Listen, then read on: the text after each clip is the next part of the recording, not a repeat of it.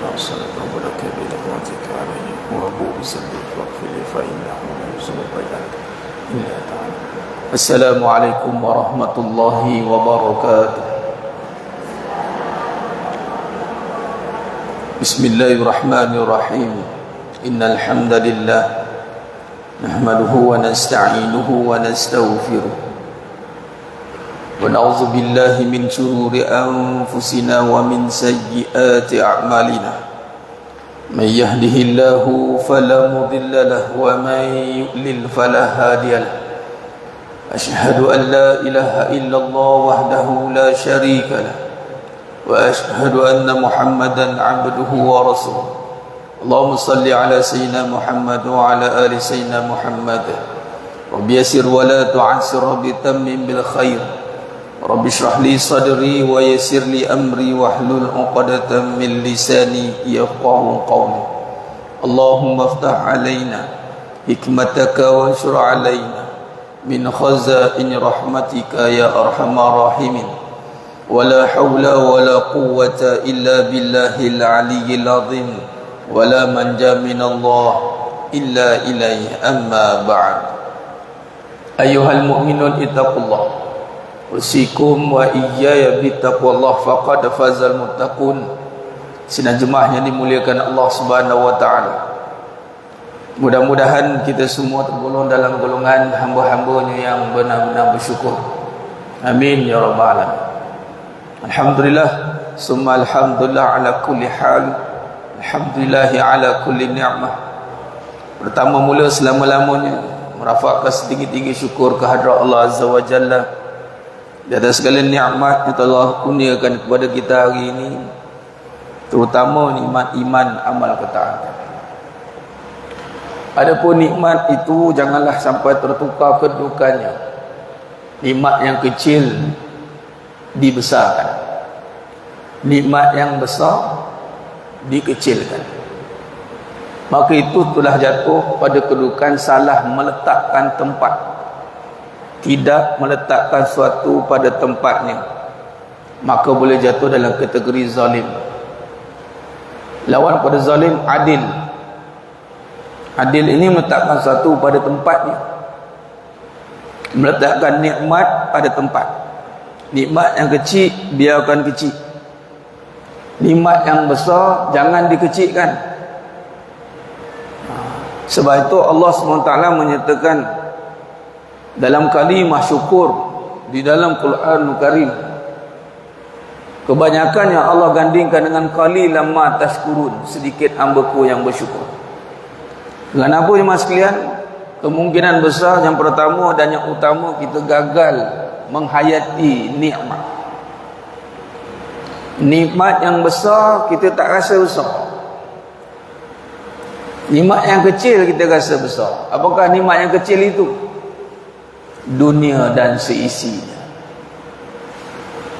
Dan surah An-Nisa ayat 77 Allah berfirman, kul mata'ud dunya qalil. Katakan kesenangan dunia itu kecil, walaupun saiznya besar, walaupun zahir pada penglihatan kita nampak banyak. Susun duit dalam masjid ni penuh sampai ke belakang. Ya Allah, banyaknya duit Ustaz.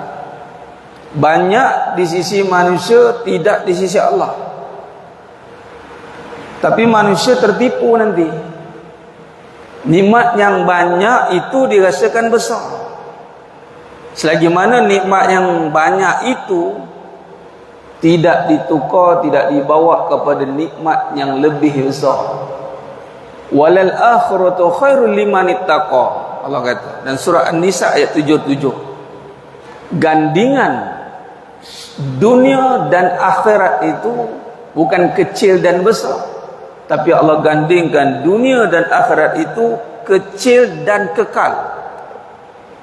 Tak terlawan besar, bukan lawan pada akhirat itu besar, kekal. Dunia tu kecil, akhirat tu kekal, bukan besar. Nampak? Punyalah nisbah besar akhirat itu bukan besar dari sudut saiz, Tapi besarnya akhirat itu adalah abadan abadah, kekal, dulu, kini dan selama-lamanya. Jadi kalau nak diikutkan nikmat yang kekal ni, banyak dah Allah bagi kat kita sebenarnya, terutamanya pahala. Tapi alangkah malangnya berapa ramai manusia yang beriman, benar-benar beriman dengan dosa dan pahala. Setiap kebaikan yang dilakukan masih rasa teraniaya, rasa diperguna, rasa-rasanya macam tak larat dah. Cukuplah setakat ni lah aku buat baik dengan orang ni, asyik aku dia buat baik. Bayangkan jemaah sekalian, bagaimana istilah kebaikan yang diganjarkan dengan pahala, dan pahala itu sifatnya kekal, dan pahala itu sifatnya gembira, pahala itu sifatnya membawa kita sentiasa tenang. Tiba-tiba kita tak mampu merasainya. Bermaksud kita telah menjual kebaikan demi kepentingan kebendaan. Itulah tergadainya pahala, tergadainya akhirat kerana kegagalan kita memahaminya, terutama dalam bab iman. Maka sebab itu kita kena sentiasa diperingatkan, fazakir fa inna zikra tanfa'ul mu'min. Kita kena selalu diingat-ingatkan bahawasanya nikmat akhirat itulah nikmat yang kekal. Walad darul akhirah, sedangkan akhirat itulah tempat kembali kita, tempat asal usul kita, yakni dari syurga. Dan kita nak kembali ke syurga. Mudah-mudahan Allah pilih kita semua yang hadir pada pagi ni dan menonton, insya-Allah dimasukkan dalam syurganya tanpa hisab. Amin ya rabbal alamin.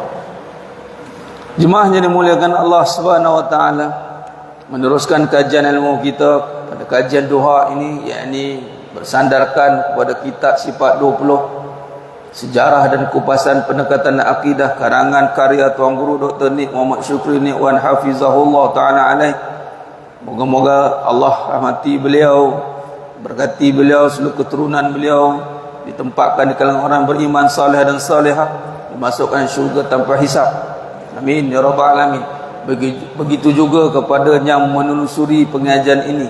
Mudah-mudahan Allah berkati kita semua, jadikan keturunan kita keturunan yang baik-baik dan saleh dan salehah, dan tempatkan kita seluruhnya, seluruh ahli keluarga kita di kalangan orang beriman dan saleh dan salehah, dan dimasukkan ke surga tanpa hisab.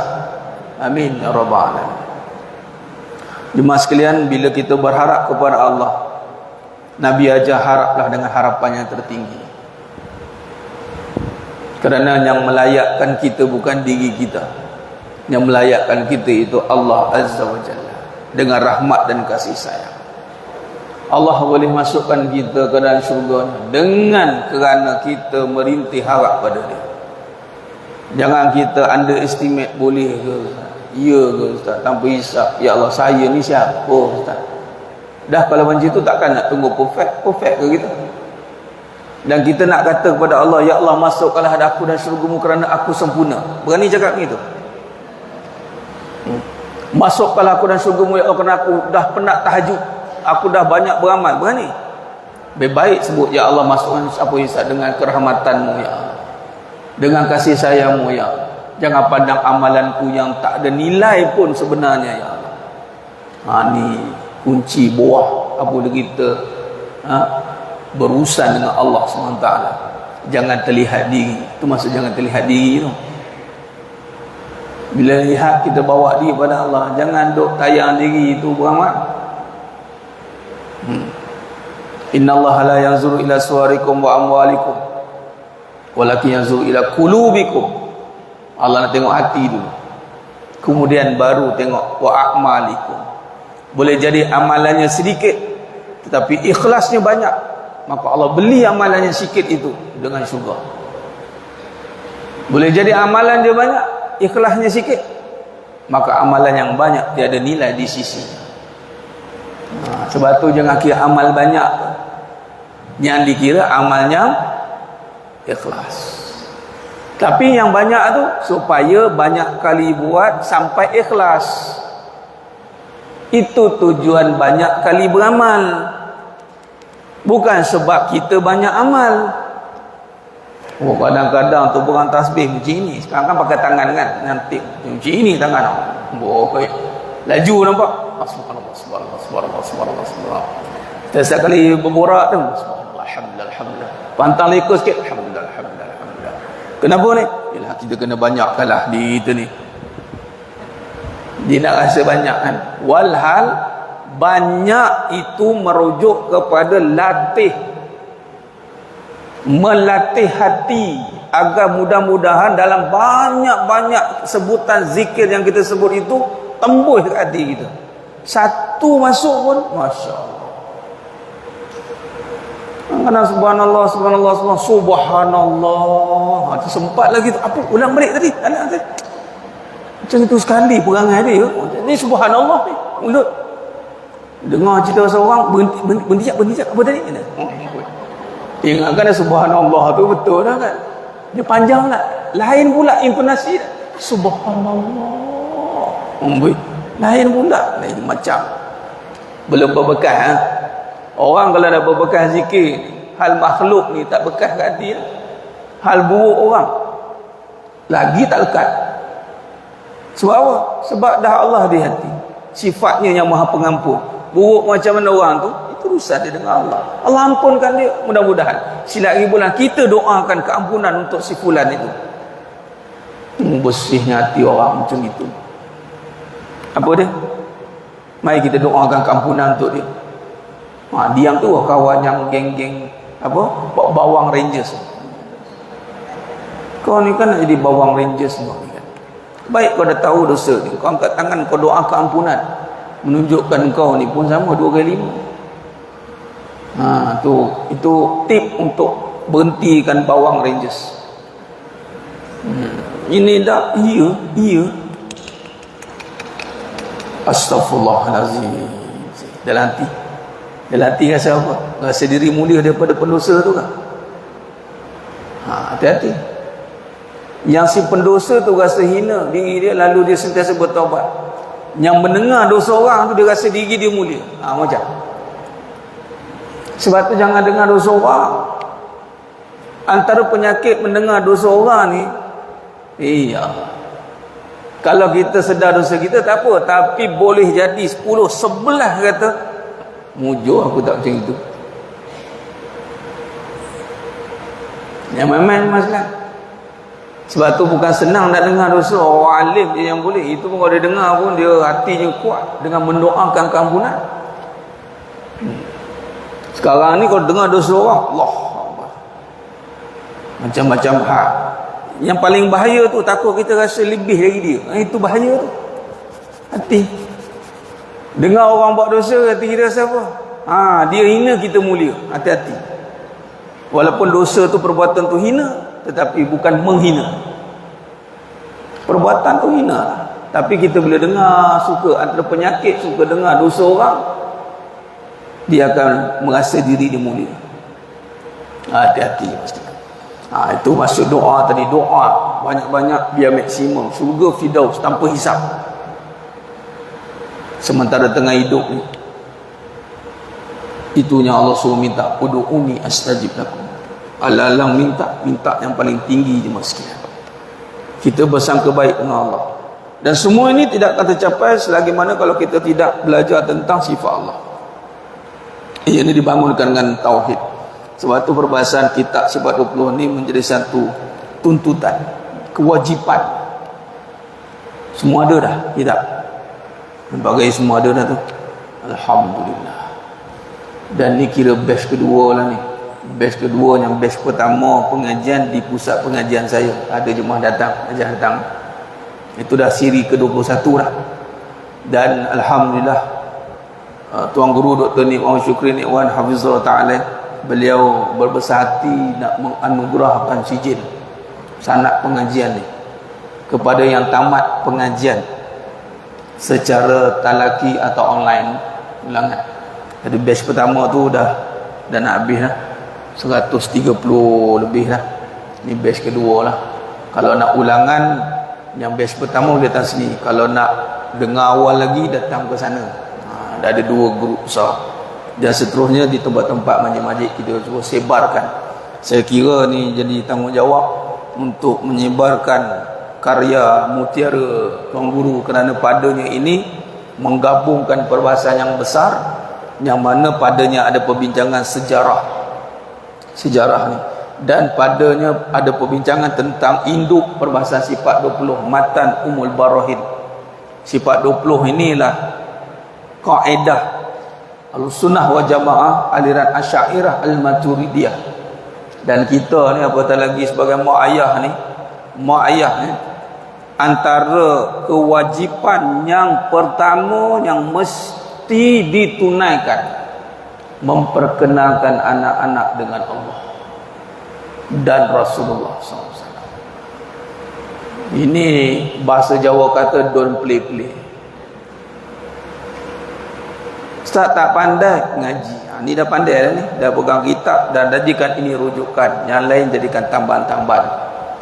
Baik jemaah sekalian, jadi azam antara misi saya mengajar kitab ini juga dan mengajar hakikat kehidupan, nak melahirkan generasi mak-mak ni atau mak ayah parent yang berilmu tentang kehidupan dan ketauhidan akidah. Tak nak lagi mewariskan anak-anak generasi yang main perasaan, mainkan keadaan, lalas sekali tertipu dengan keduniaan tadi. Kita nak lahirkan kembali generasi mak-mak, generasi mak ayah yang bangkit dengan keyakinan kepada Allah, sebagaimana insya-Allah generasi Sumayyah sebagai contoh, seorang hamba je tapi namanya harum di persada dunia. Kenapa? Jelasnya keyakinan pada Allah.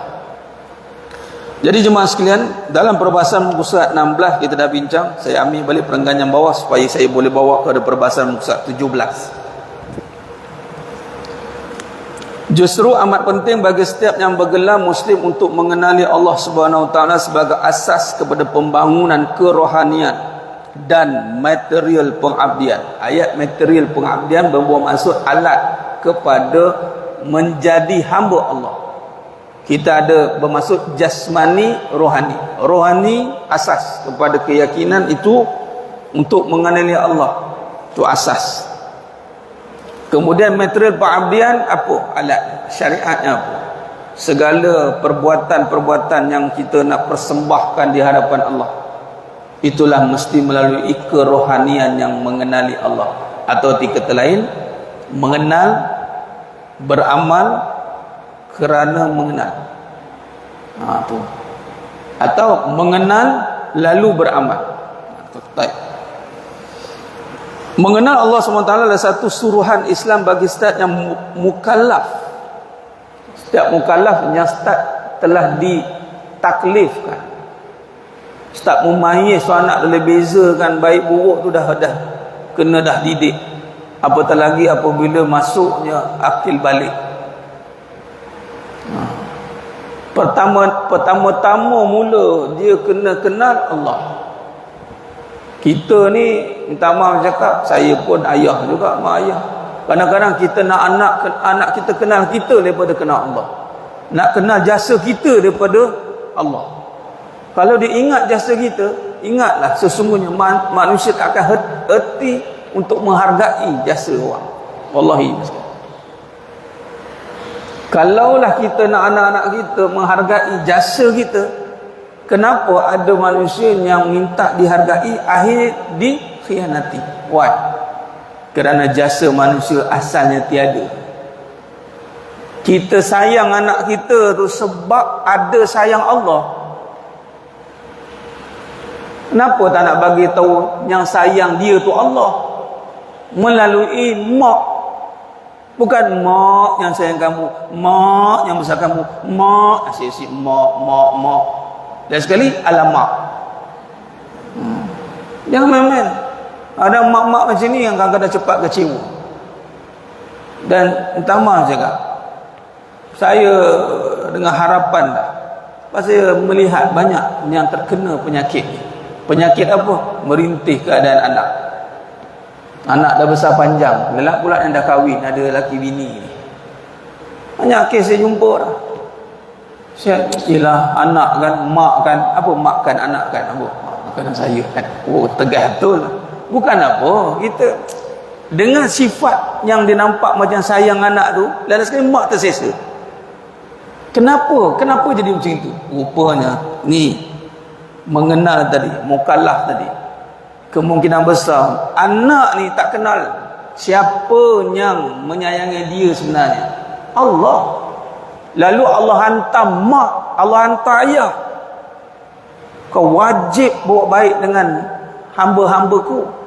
Patutnya barang siapa anak-anak yang mengenali Allah, pasti dia akan berbuat baik dengan mak ayah dia.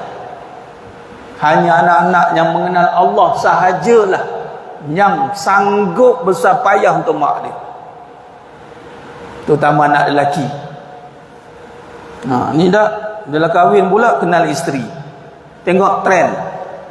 Bukan nak cerita kebaikan mak, bila dah kahwin kebaikan isteri, berjela-jela cerita, betul tak? Yang mak yang bergelar isteri pun sama juga, dia pun isteri. Nak suami cerita pasal kebaikan isteri, sama kadang 2 kali 5. Tapi itu realiti. Anak-anak kalau cerita, Allah, kadang-kadang tengok, kadang-kadang terkena juga orang yang kita sangkakan. Yalah, faham pun yang tak faham. Cerita bab isteri, 3 hari 3 malam tak habis. Suami ya, lelaki nak cerita pasal mak dia, menung kadang macam tu lah. Tapi cerita kebaikan isteri, dahsyat. Macam isteri dia lahir-lahir jumpa isteri lah. Sebab apa? Kalau buat kaji selidik ni, rasa tanya 100, 11 orang 111 kena macam itu. Hati-hati. Sebab apa? Ni mukallaf tadi, kenalkan anak-anak kita dengan Allah, baru dia kenal segala suruhan. Kita nak suruh anak buat baik dengan kita sebab Allah suruh, bukan kita nak. Ini pun kerana satu hal, nak anak buat baik, nak anak buat baik dengan kita. Sebab apa? Sebab kita mak, kita ayah, kita dah berhabis duit, bertanggung nyawa. Hati-hati mas. Ini saya cerita sebab perbahasan akidah. Kalau cerita tentang berkhidmat, lain pula cara cerita saya. Tapi kita cerita tentang asas. Kena kenalkan manusia pada Allah, pasti dia menjaga segala apa yang Allah suruh. Khalas. Dalam hati dia sedar, kalau aku tak buat kat mak ayah aku, nyanyi aku, Allah marah aku kan. Nampak? Dia buat baik sebab Allah suruh, bukan mak suruh. Kadang-kadang mak pun tak suruh dia, tak payah, tak apalah mak, Allah suruh. Kita pun lega. Kalau buat sebab aku suruh, tak payah. Saya buat sebab Allah suruh mak, terus. Begitu tip dengan suami isteri pun. Kalau saya dengan isteri saya, isteri itu tak cukup tu, isteri-isteri yang faham-faham. Kadang-kadang ni kita bercakap, ada orang bertanya, cakap ustaz ni cakap lebih-lebih ni, dia siapa? Kerana terpaksa juga bagi tahu sedikit sebanyak. Macam terbaru ni keluar satu statement, bukan nak mengampu, dia tulis kat Facebook, tapi kita setiap bulan 10,000 dah like. Bukan nak mengampu, tapi kenyataan wanita lebih layak menjadi ketua zaman sekarang. Dia buat kenyataan, lelaki tu buat kenyataan. Saya pun jawab balik lah. Saya taklah copy paste dia punya, tapi saya jawab dekat page saya. Saya cakap, Ar-rijal qawwamuna 'alan nisa. Lelaki ketua bagi perempuan. Dia suka ke tak suka ke, apa alasan dia kena jadi ketua. Ini bukan kelayakan, ini suruhan. Born to be a leader. Wanita ni, dia buatlah kerja macam mana pun, dia tetap pimpinan. Jadilah pimpinan yang terbaik, bukan menjadi pemimpin. Kita kerja, kita pun tahu bos ada kat atas. Kita kerja bagai nak arak yang dapat nama bos, kita tak jadi bos pun. Boleh pula kita aku. Bila isteri buat kerja, nak jadi suami. langgar aturan Allah. Langgar. Isteri yang bagus jadilah pemimpin, jadilah pimpinan yang terpimpin. Walaupun suami tu tak reti memimpin, kita jadi pimpinan yang terpimpin. Palas. Ada anak yang mak ayahnya tak berapa bagus, betul tak? Tapi anak ni jadi anak yang baik walaupun mak dia tak memimpin dia dengan baik, betul tak? Kerana anak ni baik. Anak ni baik walaupun mak dia tak baik. Sama dengan isteri. Ni sebab kenal Allah. Orang pun tanya. Sebelum orang tanya, saya tahu. Ustaz cerita pasal pemimpin ni, Ustaz apa? Biasa orang tangan. Terpaksalah cerita. Allah takdir saya ni dimasukkan. Sebab tu kita dapat ilham tu pemimpin daripada kecil. Bersekolah rendah lagi. Jadi ketua pengawas. Sekolah rendah. Ketua pengawas darjah sekolah rendah, sekolah kebangsaan. Naik ke sekolah menengah, ketua umum. Naik ke universiti, YDP.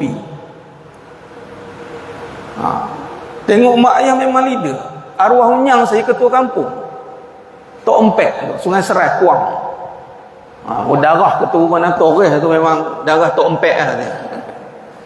Baru ni jumpa sepupu belah Tok Nyang. Kita ni dapat keturunan pemimpin. Jangan buat malu kaum.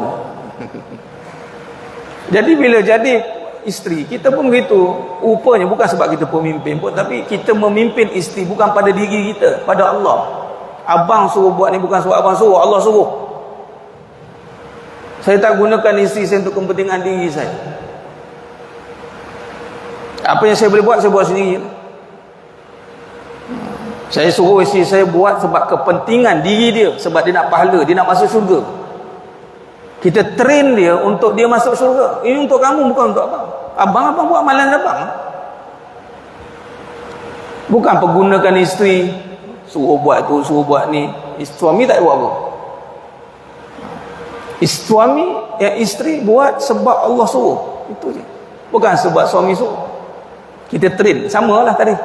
Ni nak kaitkan dengan mukallaf ni. Supaya dimasukkan dalam rangka menjayakan kehidupan seorang di dunia akhirat. Allah SWT perlu diikuti oleh hati. Hati kena terima, dibuktikan dengan lidah dan disempurnakan dengan amalan zahir. Dan ini KPI dimasukkan. Bagaimana kaedah yang kita boleh katakan bahawa inilah kaedah yang mesti kita ikut untuk mengenal Allah. Kita ikut Al-Imam Syafi'i. Menurut Al-Imam Syafi'i di dalam Fiqhul Akbar. Fiqhul Akbar ni kitab karya akidah, dan kitab Fiqhul Akbar yang pertama yang ditulis adalah Al-Imam Abu Hanifah. Ini kitab karya yang pertama keluar. Ini ulama salaf, Abu Hanifah, Imam Ahmad bin Hanbal. Dalam kitab Fiqhul Akbar, setiap individu dituntut supaya meyakini Allah. Nombor satu, kena yakin dengan Allah. Barang yakin ni pun kalau dibincangkan panjang cerita. Ramai orang kata susah tak nak yakin. Susah tak susah, tetapi itulah tuntutan. Bagaimana yakin itu? Yakni secara jazam, putih, tak tergantung. Yakin tak dengan Allah? Yakin. Tapi taulah, dengan keadaan sekarang ni yakin-yakin juga. Dia tergantung. Tergantung. Macam penanggal kan, hantu penanggal kan, tergantung. Entah mana badan, entah mana entah dia begitu. Ada siapa pernah jumpa? Ada? Ada? Saya tak nak jumpa. Kenal ke jumpa tu? Memang itu rupa je ke? Jumpa dekat-dekat ke jauh-jauh?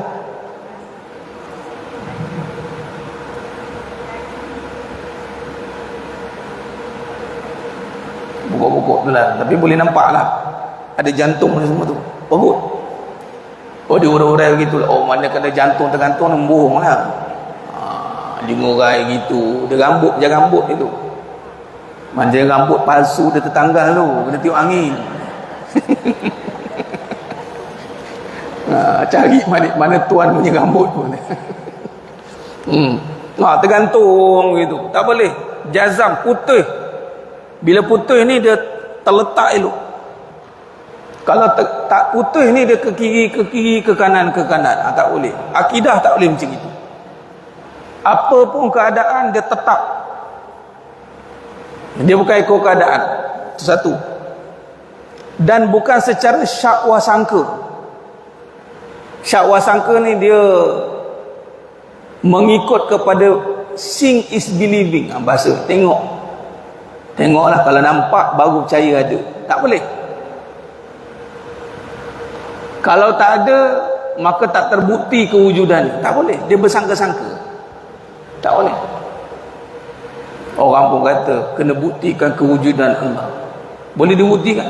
Kalau tak bukti, tak nampak, tak ada. Sains mengatakan teorinya begitu. Kita pun kata otak ada, otak ada. Ada? Buktikan otak ada. Dia pun buat gambar otak. Itu gambar otak. Buktikan otak kamu ada. Kena bedah lah. Mati dah kan. Sekarang otak ada, tak ada kalau tak nampak. Mana kamu tak ada otak lah. Orang yang tak ada otak, dia tak boleh bincang tentang Allah ni. Ada ke barang nak nampak depan mata baru nak kata ada. Nah, otak tak nampak. Ni pegang kepala, rambut, otak. Tu dalam gambar, itulah syak wasangka. Betul ke otak kita sama dengan kita? Otak dia, contoh otak kita kecil. Scan tak ada otak kat lutut semuanya. Tu syak wasangka, sangka. Ada ke tak ada? Ataupun dengan zon, anggapan. Dia tak boleh beranggapan, saya beranggapan bahawa Allah ni ada. Tapi Allah ada pun kita kena usaha juga. Sebab yang bagi ada pun ialah Allah juga. Saya beranggapan bahawa kalau tak ada kita, tak ada je kerja-kerja ni. Nampak? Ramai orang buat tanggapan-tanggapan yang berpaling daripada kebenaran. Ini salah je masalah. Kita kena perhatikan betul-betul ni. Kadang-kadang anak-anak kita bercakap, kita kena dengar dia cakap. Dalam bab ini kita tak nampak lagi perbincangan ni. Tunggu masuk bab sifat nanti. Kita akan syarahkan masuk hakikat kehidupan. Sebagai contoh, saya buat satu lah contoh. Sifat yang pertama dalam sifat wajib bagi zat Allah ni adalah nafsiyah, itulah al-wujud. Al-wujud. Dalam kaedah Asy'ariyah al-Maturidiyah ni. Al-wujud bil makna al-Imam Abu Hanifah isyaratkan al-wujud bil makna amantu billah, aku beriman kepada Allah. Al-wujud isyarat melalui Imam Ahmad bin Hanbal bermakna al-mawjud, yang ada. Okey. Kalau kita gabungkan, aku beriman kepada Allah bahawasanya hanya yang ada, hanya Allah. Hanya senya yang ada, hanya Allah. Okey. Bila sebut yang ada hanya Allah, lawan sifat ada tiada. Okey. Sekarang ni nisbah kat makhluk. Makhluk ni sifat ada ke tiada?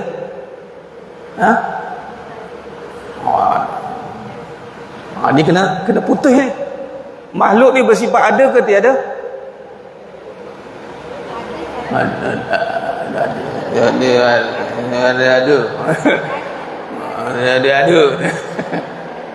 Tiada. Makhluk bersifat tiada. Sudah ada. Adanya ada sekarang ni, Ustaz.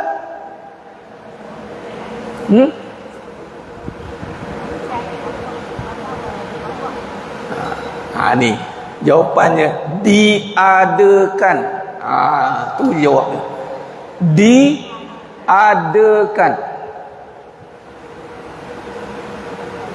Diadakan oleh siapa? Yang maha ada. Jawab macam itu. Kita relate balik dengan sifat dia. Diadakan oleh yang maha ada. Okey? Kita setuju dah ni. Okey. Lalu kita pun bekerja. Bekerja, ada motor. Apa nak jawab bila ada motor?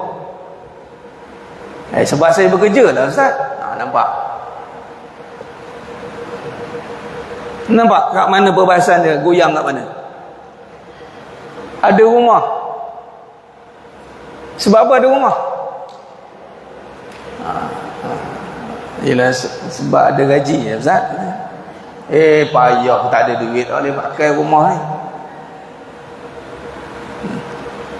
Ada kereta, ada rumah, ada isteri, ada suami. Sebab apa? Sebab apa ada suami? Suami saya. Nampak? Dah lupa tadi perbincangan al-wujud tadi dah. Yang ada hanya Allah. Patutnya kita pun jawab, habis kita ni diadakan. Kalau kita pun diadakan, setara yang paling penting dalam hidup ni kan diri kita, betul tak? Kalau tak ada kita, macam mana nak ada benda-benda yang lain tu? Tak guna pun ada semua ni. Ini semua dia punya. Dia bagaimana? Inna lillahi wa inna ilaihi raji'un. Mati dah apa tadi? Faraid lah semua pun. Kalaulah bermula kita ni diadakan, bermaksud ada motor pun diadakan oleh Allah, ada rumah diadakan oleh Allah, ada isteri diadakan oleh Allah. Bukan sebab usaha kamu. Hari ini sebab beriktikad dengan usahanya mengadakan, sebab tu dia sanggup meninggalkan solat. Dia sanggup lawan mak ayah. Sebab dia sangka dia yang mengadakan. Lalu Allah hijab lagi dia. Tengok, aku tak apa pun ada je. Itu panggil istidraj.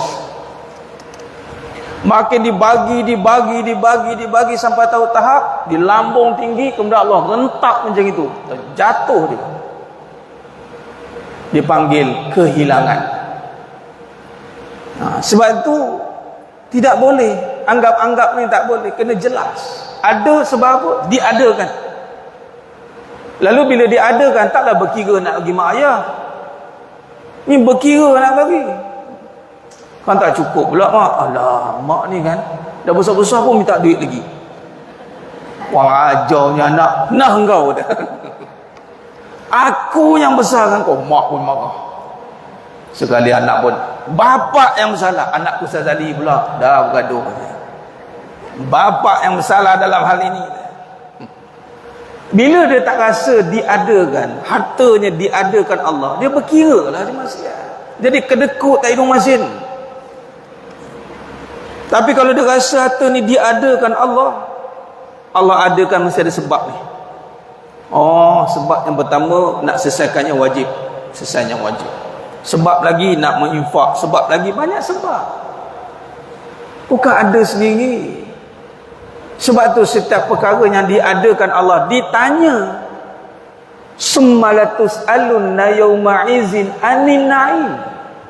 Jangan duk bangga sangat. Aku ada rumah banyak-banyak. Oh, rumah air kan? Oh, air kan? Oh, air kena kita kena pandai manage our property, you know. Kita kena intelligent, kita intelligent. Kalau kat sini ada satu kurang-kurang, dekat utara ada dua, selatan ada dua, sampai tangan tu cakap tu. Okey, dua ni saya tunjuk ni. You know. Mami jarum. Dia bukan mami jarum, mami paku. Teruk no. Dan taklid tak boleh menurut kata orang, dan dia tak boleh berfikir sendiri. Ini taklid. Bab akidah dia tak boleh sandar pada orang. Ikut mak lah, mak fikir macam itu, saya ikut. Tak boleh. Kamu kena fikir sendiri, kamu kena boleh berfikir bahawasanya Allah tu ada. Macam mana nak fikir Allah ada, mak? Belajar. Mes ni mak ajar kau. Duduk. Mak pun garang betul. Mak apa garang no. Ini akidah. Syadid. Kena tetap bawa buku ni. Kena berfikir dengan hukum akal. Ni nanti kita belajar hukum akal dalam ni. Wajib bagi akal. Bagaimana lihat wajib bagi apa? Akal melihat dalil kewujudan dengan alam ini. Wajib bagi akal mengakui alam ini tidak boleh ada sendiri. Isyarat alam ada dia bukan ada benda. Ada Allah. Contoh kita pergi rumah kawan, rumah saudara. Bab ada ni panjang perbahasan. Seronok kalau kita bahaskan. Hati kita ni kalau faham benar-benar dia jadi lunak, wajilat qulubuhum. Kita nak dengar lagi-lagi sebab tentang Allah. Contoh, kita pergi ziarah rumah kawan kita.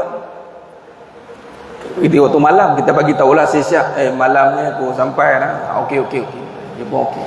Kita sampai, tengok sunyi rumah tu.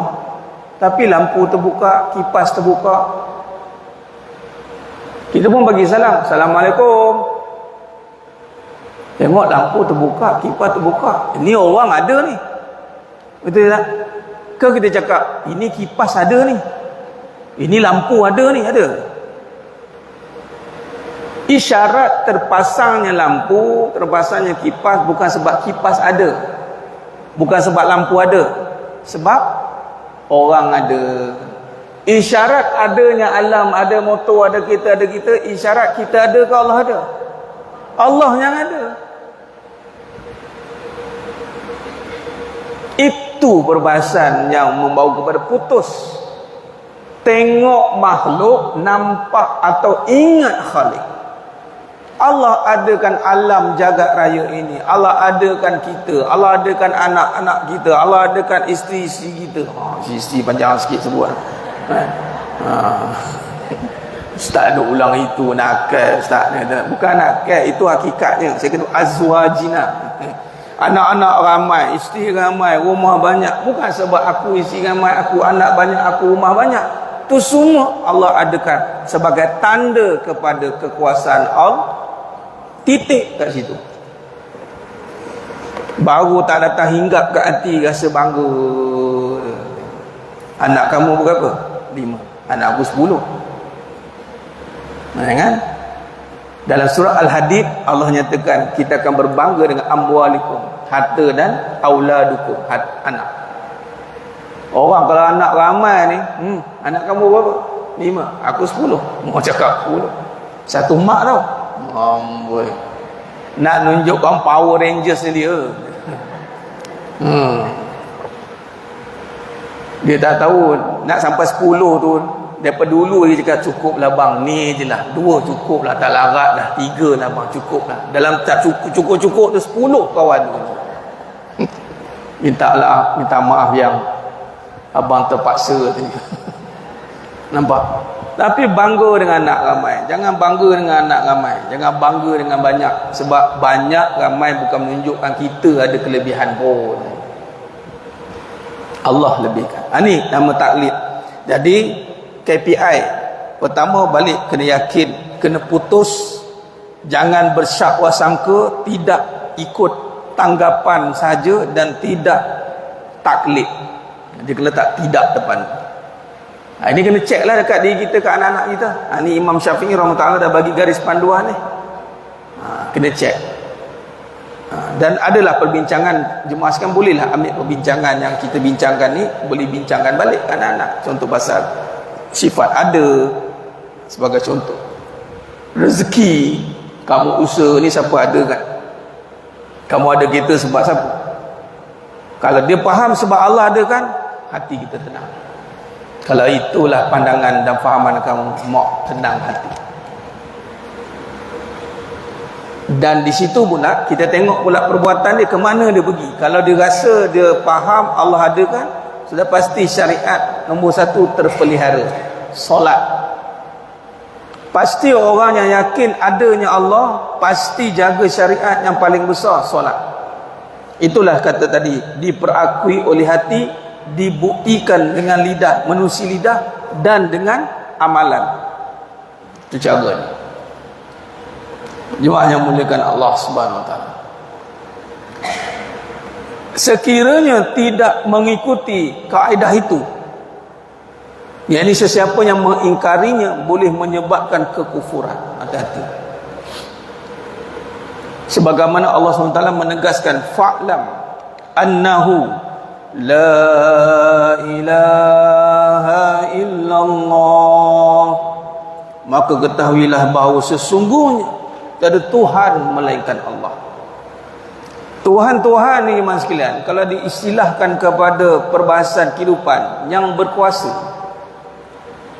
bila Allah kata tiada Tuhan melainkan Allah, yang berkuasa hanya senya Allah, makhluk hanya berdaya saja. Kuasa pula dinisbahkan dengan menentukan. Kuasa ni, kesan kepada kuasa ni apa? Dia boleh menentukan. Jadi yang boleh menentukan hanya Allah.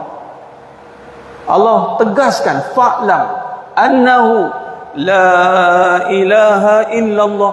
Maksud kata Yang boleh menentukan kau tu senang susah hanya Allah, bukan duit.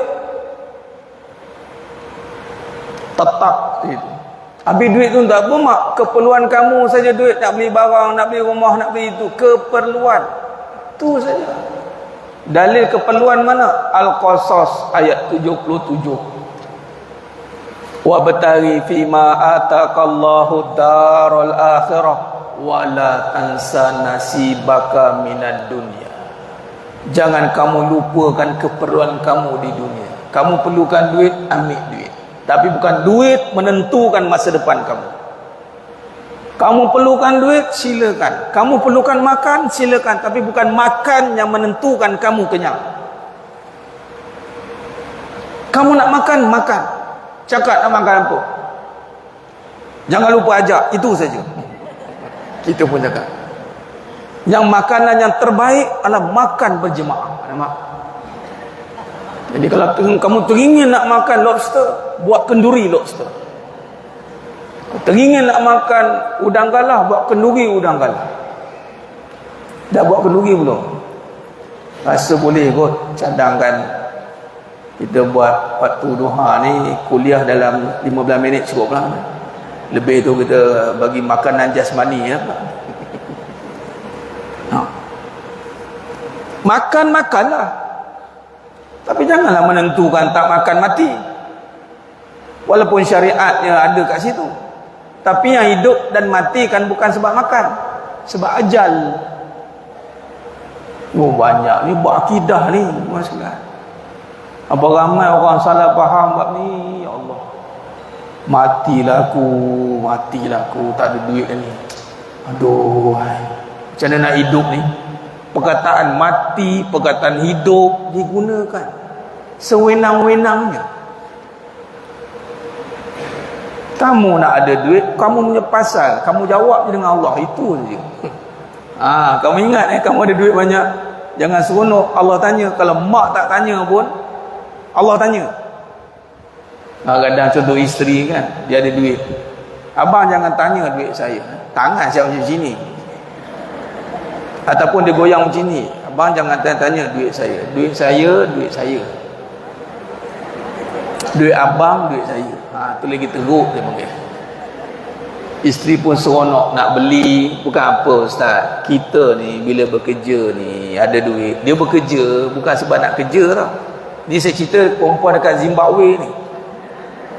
Dia bekerja sebab dia nak ada harta sendiri, nak ada duit sendiri. Sebab apa? Kan senang. Kalau nak Lazada ke, nak Shopee ke, payah nak minta-minta dengan suami, banyak tanya. Kalau kita tekan terus, macam ini tangan buat macam kan? Kita ni tak nak harap duit suami. Sampai tu jawab, sampai itu suami pun tak boleh harap. Itu je lah. Dia tak nak harap duit suami, sampai tu suami tak boleh harap. Dia tak tahu, dia ingat dia boleh berlepas daripada tak jawab, ditanya oleh suami tadi. Allah tanya. Elok-elok tak ditanya. Wanita ni asal tak ditanya dah. Dia tanya pasal suami je. Lepas suami, dah masuk pintu mana nak masuk? Masuk sini, sana, sana, sana. Boleh lari keluar. Masuk macam pintu masuk. Suami pun tak ada all access. Orang perempuan ni ada keluar masuk, lengkor-lengkor masuk syurga macam tu. Pegang tiket all access katanya. Hajah binti Hajah Maimun, bagi contoh kan nama kan. Binti Maimun katanya. Anda dianugerahkan all access. Dia pegang sampuk macam itu, berlari masuk pintu syurga. Hajah nanti. Dikabarkan Hajah ni banyak harta je. Ya. Kita audit dulu. Allah. Audit. Lembaga hasil ni, lembaga hasil besar ni, bukan dalam negeri ni. Lembaga hasil alam akhirat. Halal semua lah. Yang halal akan dihisap, yang haram akan diazab. Ustaz, caranya jadikan pahala. Jadi pahala dah, automatik. Itu cara mas sekalian. Itu katanya Tuhan tu, hati-hati. Al-Quran dan kitab-kitab samawi lain menamakan Allah, merujuk kepada Tuhan yang memiliki segala sifat keindahan dan kebesaran. Beriman kepada Allah SWT dengan mentauhidkannya pada zat, sifat dan perbuatan. Ni mentauhidkan, ada 3 perbahasan yang kita kena pastikan. Kita mengesa, bila sebut mentauhidkan, kita mengesakan Allah Ta'ala. Ni pada sifat, nanti perbahasan sifat 20 kita masuk matan syarah sifat, nanti kita bahas dalam contoh wahdaniyah. Nanti kita akan nampak perbahasan zat, sifat, af'al. Adalah tujuan utama ilmu tauhid. Ia merupakan nadi utama bagi rukun iman. Maka setiap muslim wajib percaya dan mempelajarinya melalui bidang pengajian usuluddin. Bidang pengajian kita kalau dalam kaedah pengajian usuluddin, asas kepada agama. Iman tunjangnya tauhid. Iman ni percaya pada hari akhirat, tentang nubuat, tentang sam'iyat, perkara-perkara akhirat, malaikat, semua tu. Itu sam'iyat. Tunjang kepada iman tauhid. Dalam surah An-Nisa ayat 136 Allah berfirman, ya ayyuhallazina amanu aminu billahi wa rasulihi wal kitabil ladzi nazzala ala rasulihi والكتاب الذي نزل على رسوله والكتاب الذي أنزل من قبل ومن يكفر بالله وملائكته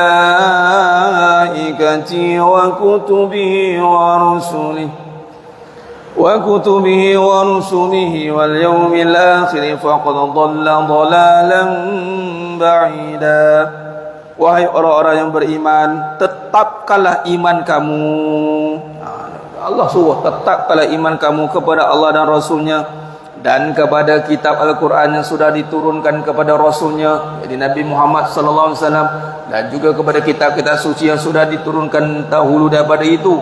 Sesiapa yang kufur, ingkar kepada Allah dan malaikat-malaikatnya, dan kitab-kitabnya, dan rasul-rasulnya, dan juga hari akhirat, maka sesungguhnya dia sudah sesat dengan kesesatan yang amat jauh.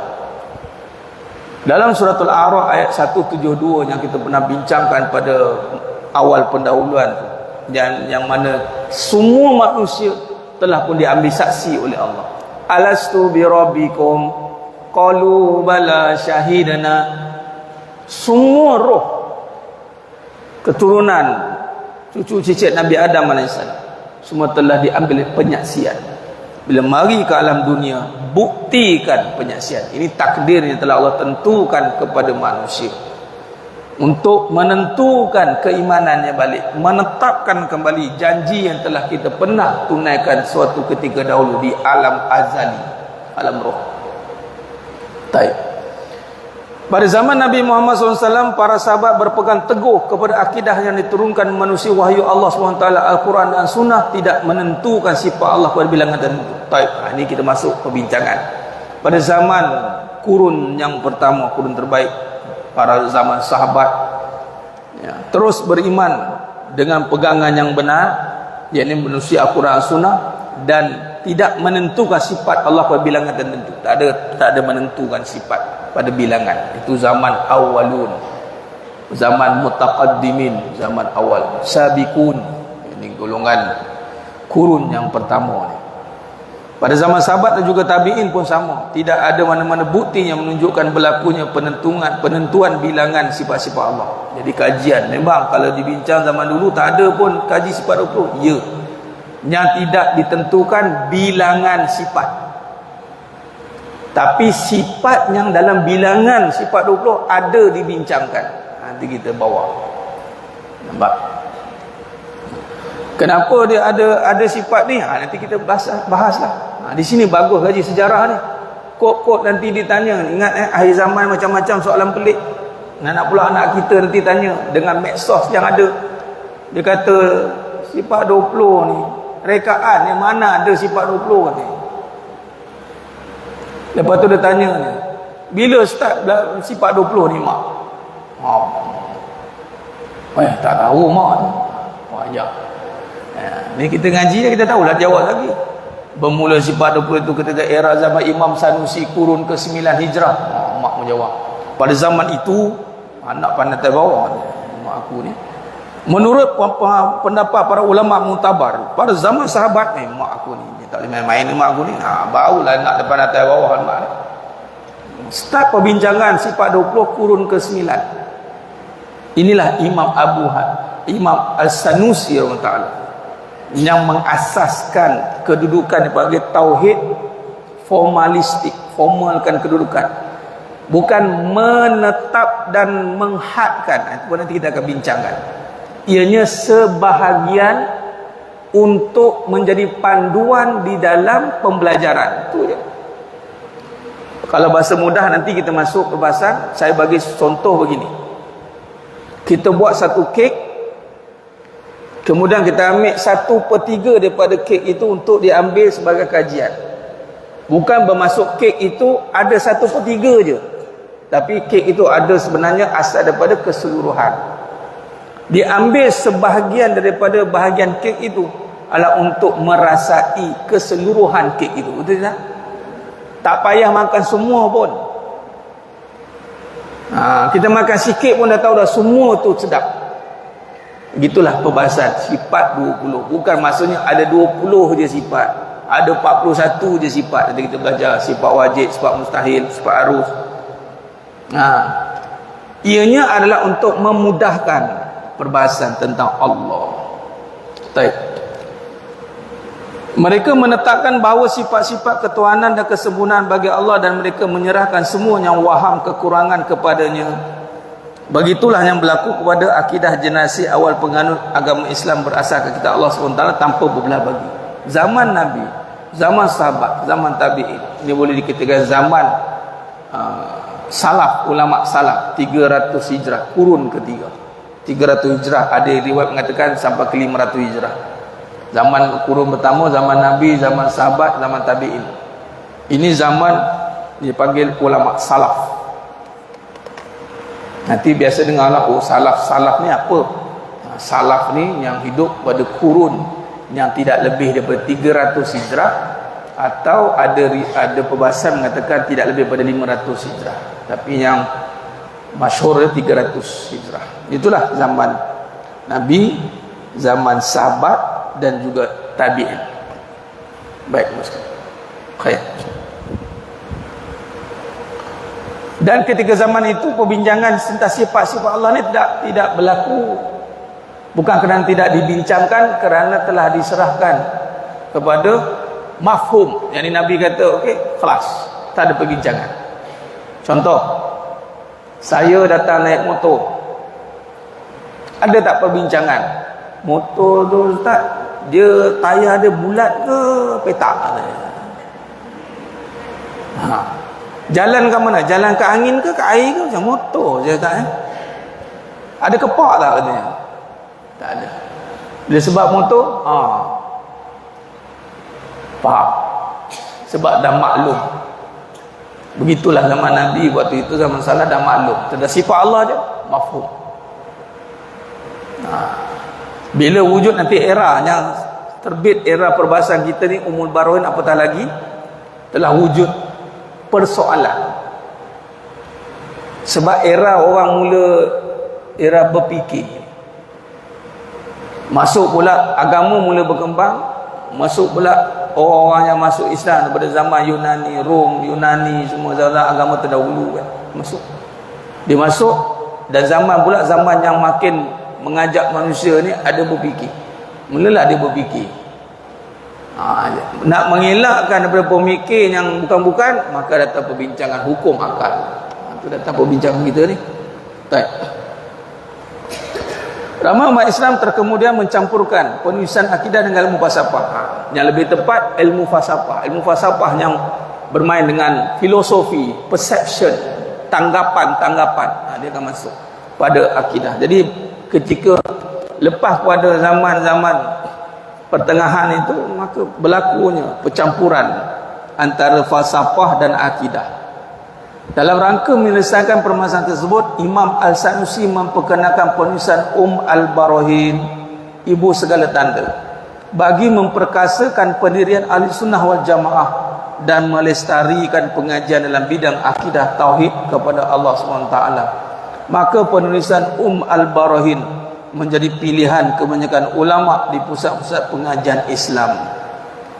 Jadi wujudlah padanya itu perbahasan Barahin yang kita akan bincangkan pada fasa kedua pembincang kitab kita ini. Kerana nak memisahkan antara percampuran falsafah, ini perception, tanggapan-tanggapan yang bercampur dengan akidah. Lalu Barahin diterbitkan, diwujudkan untuk supaya memperkasakan, bukan tak ada perbincangan akidah, tapi nak memperkasakan lagi pemahaman tentang Allah. Dan ia berkembang luas dan menjadi kitab Barahin ini menjadi pilihan utama kebanyakan ulama di pusat-pusat pengajian Islam. Baik. Menurut Abdul Rahman Haji Abdullah di dalam sejarah dan pengajian Islam, kitab-kitab tentang akidah selepasnya tidak mencapai sebarang kemajuan yang berkesan. Maksudnya kitab akidah selepas Barahin ini ada juga, tapi tidak seperti kitab Barahin. Dia memberi kesan yang luas. Kecuali syarah dan hasyiah atau hasyiah di atas syarah. Ini nama syarah, keterangan, hasyiah, kupasan atas keterangan. Itu ada nanti kalau nak tengok detailnya, bila ada nombor-nombor 1, nombor 2 kecil-kecil di mas sekalian, kita boleh rujuk dekat muka surat 56. Muka surat 56 itu 56 dia.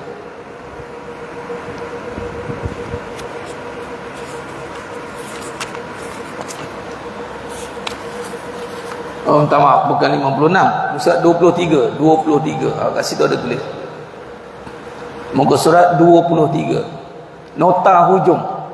Itu ada ditulis syarah, berasal daripada perkataan Arab syarah. Menurut Ahmad Mahmud Yunus dan kamu Arab Indonesia memberi keterangan. Dia boleh baca kat situ. Hasyiah itu bermaksud memberi ulasan atau kupasan. Syarah, hasyiah. Nanti akan gunalah banyak, nanti kita jumpa dalam karangan karya kita ulama, syarah matan Barahin, hasyiah, al-syarah matan, macam itulah. Hasyiah, kupasan, ulasan daripada syarahan tadi. Hasyiah. Itu ada tulis kat situ. Nombor 3, hasyiah di atas syarah, bermaksud ulasan, kupasan, catatan, keterangan atau komentar kecil daripada syarah. Catatan daripada syarah, kupasan, catik-catik tepi daripada syarah, dipanggil hasyiah di atas syarah.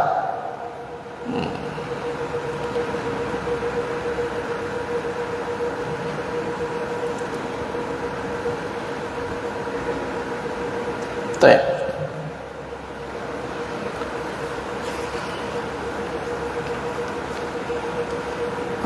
Berbalik pada muka 19 tadi, maka karya-karya yang bersifat syarah atau hasyiah ini tidak hanya terhad di karangan ulama Arab, bahkan meliputi ulama Jawi. Di sini nak bagi tahunya, kitab-kitab yang diterjemahkan daripada syarah, dia hanya kitab Barahin, selepas tu hanya syarah daripada kitab Barahin ataupun hasyiah daripada matan. Dia berkembang. Tapi seperti Barahin itu, kata Abdul Rahman Haji Abdullah, tidak mencapai. Mana Barahin lah menjadi tunggak dia.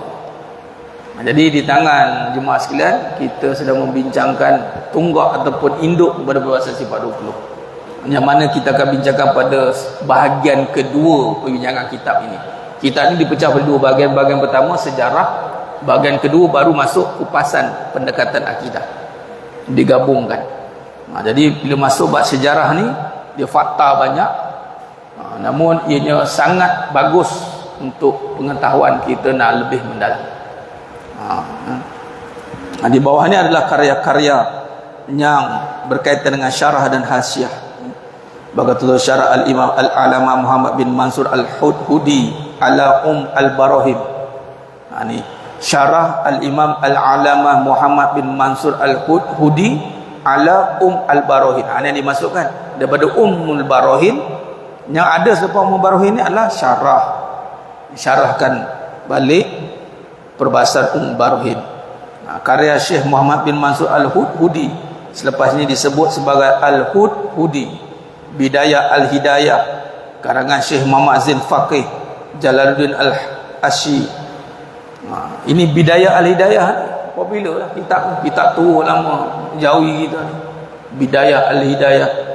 Selepas ini selepas ini akan disebut sebagai Syekh Muhammad Zain Hasyiah Al-Syekh Abdullah bin Hijazi Al-Syarqawi ala Syarah Al-Imam Al-Alama Muhammad bin Mansur Al-Hudhudi ala al-Barahin.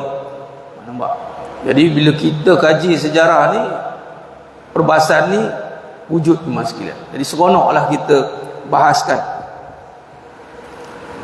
Selepas ini disebut sebagai Al-Syarqawi Hasyiah Al-Dusuki ala al-Barahin, karya Al-Syekh Muhammad Al-Dusuki. Selepas ini akan disebut sebagai Al-Dusuki Hasyiah Al-Alama Al-Baijuri Alamatan Al-Sanusiyah, karya Al-Syekh Ibrahim Al-Baijuri. Nampak tak mas sekalian? Selepas daripada kitab Barahin ni, yang hasilnya adalah banyak ambil pada Barahin, kemudian disyarahkan, dikembangkan. Maka Barahin inilah menjadi kitab induk dia. Dan banyak lagi kitab lain yang sama coraknya. Baik.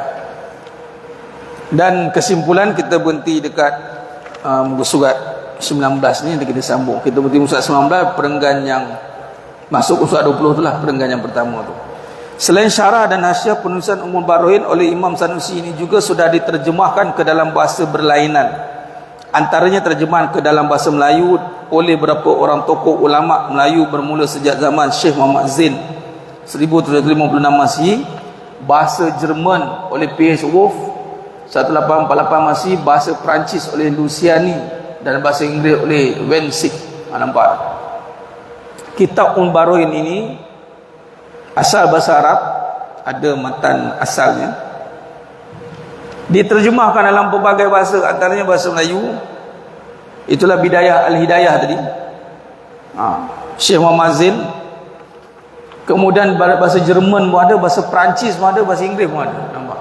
Menyeluruhlah ke serata dunia. Bahasa Perancis, bila sampai ke Perancis ni, waktu zaman Imam Sanusi ni, waktu ni zaman revolusi Perancis. Waktu tu zaman memang zaman barat, memang tengah nakkan ilmu ni. Depa ni kaji, kat situlah kita nampak. Dan jemaah sekalian, di sini jelas menunjukkan perbahasan yang kita sedang bincangkan ini adalah perbahasan ilmu melalui kitab Barahin yang membincangkan dalam perbincangan yang besar. Jadi bersyukurlah dapat kita menelusuri kajian ini. Kalau tak jenuh kita nak baca sesuatu, biasanya kita terus pergi pada syarah kitab. Ada banyak dalam, nanti jemaah sekalian kita akan nampak kitab-kitab Barahin yang dibincangkan oleh ulama-ulama, yang boleh dibincangkan terus melalui kitab. Sebagai contoh, buka pusat 89. Buka pusat 89. Kita ada 10 minit lagi untuk kita buat munajat umat, insyaAllah. 89 tu jemaah sekalian, kalau kita lihat, itu karya kitab-kitab warisan sifat 20 penduduk Muslim di alam Melayu. Tengok, biasa kita dengar matan Jauharah Tauhid. Ni kalau nak kaji kitab ni, kita kaji kitab. Tapi kita alhamdulillah tengok, walaupun kita bahas bab kitab Barahin ini, tapi tuan guru sendiri menyenaraikan senarai kitab itu. Contoh matan Jauharah Tauhid, matan Sanusiyah, Al-Imam Al-Alama Muhammad bin Mansur Al-Hudhudi ala Barahin. Ini yang kitab-kitab senarai kitab ni. Ni ulama tempatan surat 94. Tengok surat 94. Jadi ulama asing ni umat luar. 94 tengok Bidayah Al-Hidayah. Ini kitab tu lah. Umur kitab ni 132 tahun. Kita boleh baca ringkasan kitab kat sini, nampak? Kat sini mas sekalian, kita akan didedahkan dengan kitab pengajian tauhid yang dibacakan seluruh dunia. Jadi kalau orang tanya kita apa dalam perbahasan kita tauhid, cakap nak ulama asing ke ulama tempatan? Boleh. Kalau ulama tempatan, yang pertama Bidayah Al-Hidayah. Kitab ini dikarang oleh Syekh Muhammad Zain, kupasan daripada matan Barahin. Berumur 132 tahun. Kedua kitab apa? Inilah akidah bagi Sanusi matan Barahin. Ini semua ada dalam perbincangan kita. Ad-Durr At-Tamim fi Bayan Al-Aqaid Al-Mu'min, ini pun ada. Syarah matan Jauhara At-Tauhid 96, Hidayah Al-Sibyan fi Ma'rifah Al-Islam wal Iman, ini pun ada. Jadi bila saya dapat pengajian ini, masing-masing saya seronok. Sebab semua kitab tu duduk kat sini, walaupun kita tak pergi satu-satu kitab, tapi kita nampak gambaran. Dan yang paling penting, kita pergi kepada perbahasan induk dia, yakni pati kepada kupasan kitab-kitab senarai ini. Bermula daripada kitab Ummul Barahin. Nanti kita akan masuk kepada contoh. Buka muka surat 126, 117.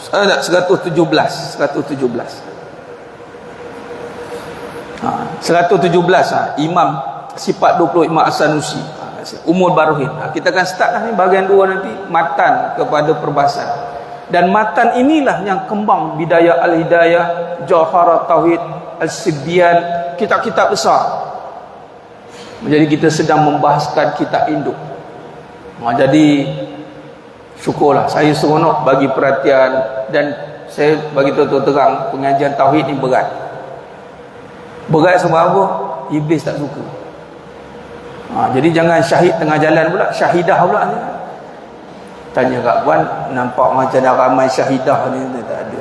Mana pergi? Dia pergi Palestin ke? Dan dia memang dia akan, tuan guru pun kata ringan-ringankan perbahasan tu. Tapi saya cuba nak bacakan harfin bil harfin, satu-satu tulisan ni. Harfin bil harfin.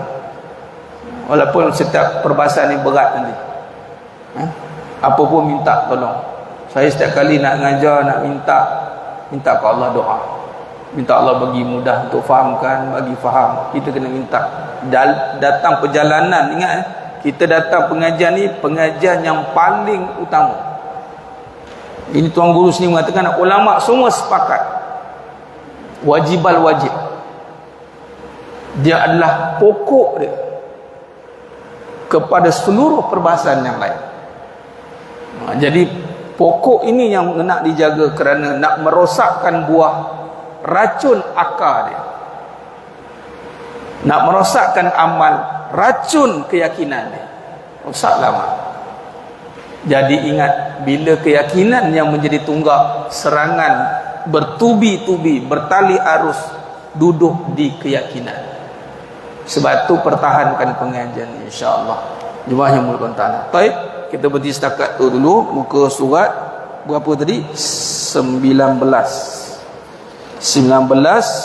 Dan kita akan mula dekat Ustaz 20 menurut Razi Jusuh dalam sifat 20. Baik. Kita tutup dengan munajat umat, insya-Allah.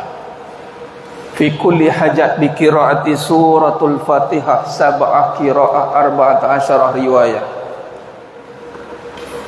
9 kali bacaan.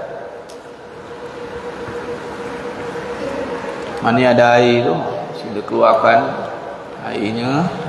InsyaAllah mudah-mudahan jadi asbab ikhtiar kita, insyaAllah.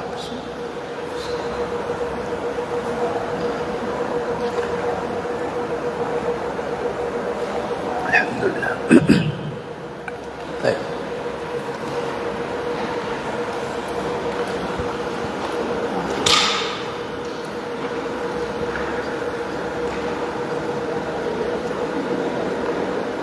Astaghfirullahal azim alladzi la ilaha illa huwal hayyul qayyum wa atubu ilaih. Astaghfirullahal azim alladzi la ilaha illa huwal hayyul qayyum wa atubu ilaih. Astaghfirullahal azim الذي لا إله إلا هو الحي القيوم وأتوب إليه. Yang ada yang baru, mungkin yang baru ikut saja kaedah saya baca nanti ya. Qiraat kita akan baca 7 qiraat. Ada perubahan-perubahan itu hayati saja. Kalau tak ikut pun tak apa, tapi ikutlah supaya korang boleh tahu kaedah qiraat bacaan. Baik. Bismillahirrahmanirrahim. Alhamdulillahi rabbil alamin. Ar-Rahmanir Rahim. Maliki yaumiddin. Iyyaka na'budu wa iyyaka nasta'in. Ihdinas siratal mustaqim. Siratal ladzina an'amta 'alaihim ghairil maghdubi 'alaihim waladdallin. Amin. Bismillahirrahmanirrahim. Alhamdulillahi rabbil alamin. Ar-Rahmanir Rahim. Maliki yaumiddin. Iyyaka na'budu wa iyyaka nasta'in. Ihdinas siratal mustaqim. Siratal ladzina an'amta 'alaihim ghairil maghdubi 'alaihim waladdallin.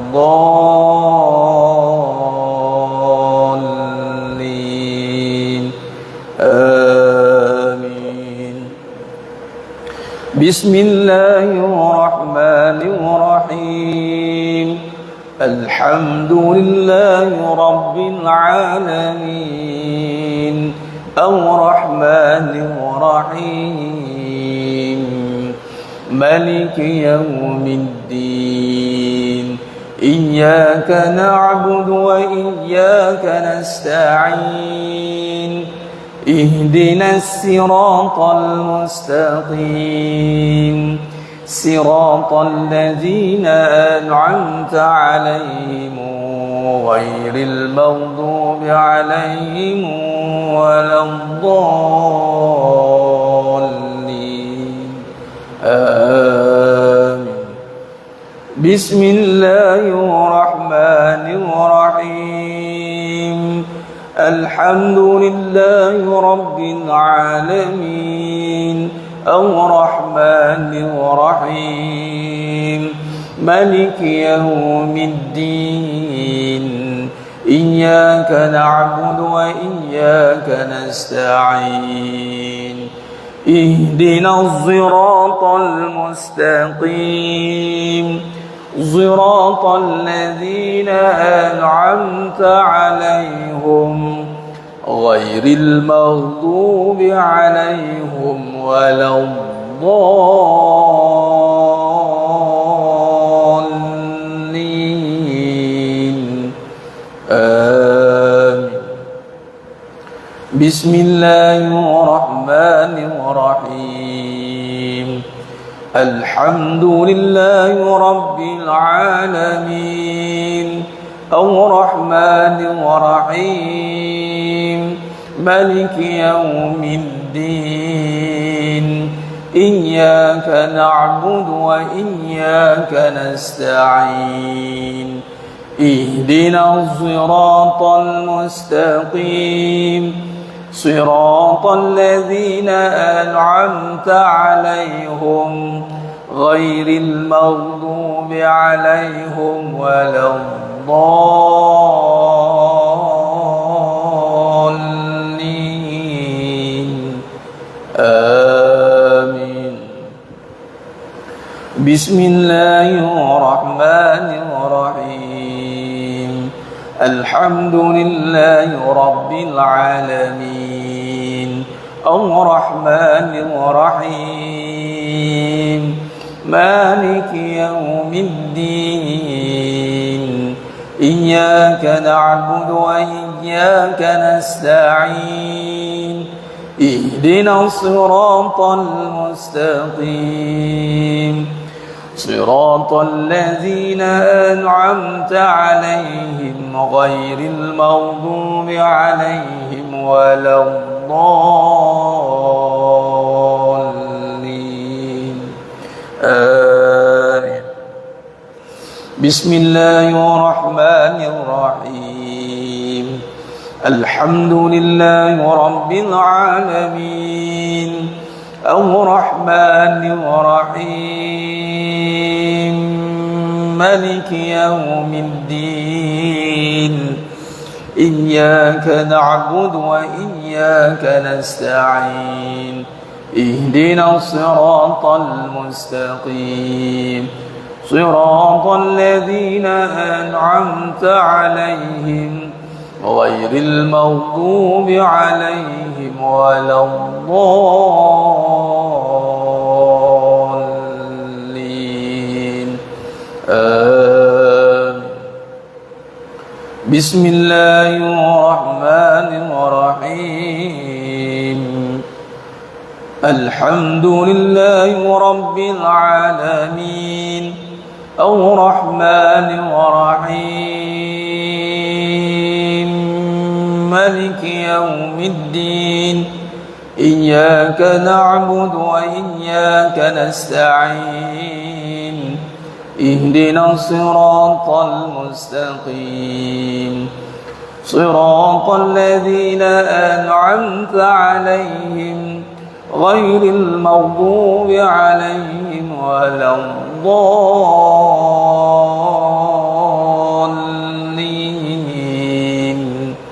آمين.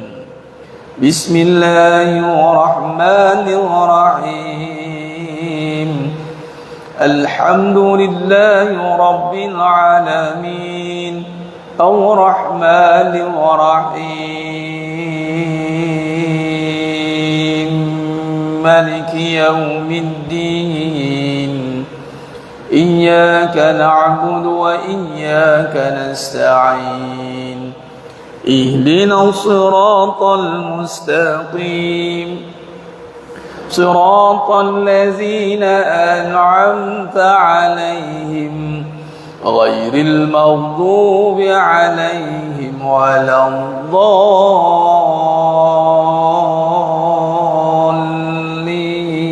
الضالين آمين. اللهم بالحق الفاتحة وبحق الذي جاء بالفاتحة وبحقك من أنزلت عليه الفاتحة نسألك أن يا الله في كل حاجة يا رب khususan bersama jemaah yang hadir pada pagi ini ya Allah kabulkan segala hajat kami ya Allah dunia akhirat permudahkan segala urusan kami ya Allah dunia akhirat ya Allah nas'aluka an ya Allah fi kulli hajat ya Allah khususan pada umat Islam seluruh dunia ya Allah khususan fi Palestin wa fi Gaza wa fi Yaman wa fi kulli makan wa fi kulli zaman ya Allah pembebasan ya Allah bebaskan Baitul Maqdis ya Allah berikan kekuatan kepada umat Islam seluruh dunia ya Allah nas'aluka an ya Allah fi kulli hajat ya Rabb ya Rahman qabulkan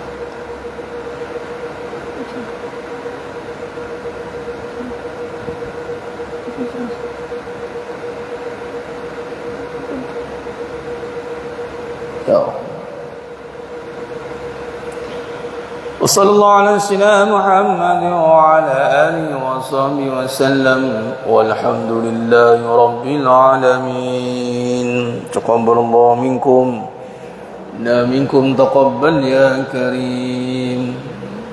Alhamdulillah jemaah yang Allah Taala syukur kepada Allah. Air yang diruqyahkan ni boleh ditambah Ni ibu lah ni. Kalau yang dibawa datang ni dia jadi ibu boleh sebab dia baca direct. Kemudian daripada ibu ni boleh tambahkan Tapi ibu ni jangan habiskan, tambah-tambah. Kalau boleh setiap kali kelas bawa yang sama je, air tu diulang, yang botol yang sama tu, dibaca ditambah, minum ditambah. Mudah-mudahan menjadi asbab ruqyah. Jadi setiap kali minum tu, tadi fikuli hajat tu, setiap kali minum niat apa hajat. Ya Allah, jadikanlah Ali ini sebagai apa? Apa nak niat? Apa? Sakit lutut. Niat sakit lutut. Ya Allah, jadikan suka apa? Sakit kepala, sakit kepala. Setiap kali minum. Boleh juga benar, ya Allah, jadikanlah doa ini anakku lembu hati. Boleh. Sebab ni kita sedang berdoa. Ini amalan ini berdoa. Dengan ruqyah air, bersihkan penyakit. Dan air ni juga letak dalam penyembuh yang wuduk tu, spray biar blowing sikit muka tu kan. Alah, pecah rahsia pula. Tak ada rahsia. Itulah pening-pening kepala ke apa, ke mana-mana tempat sakit kat kaki ke apa ke, sembuh insya-Allah. Boleh tak campur dengan lain? Boleh insya-Allah. Wallahu alam.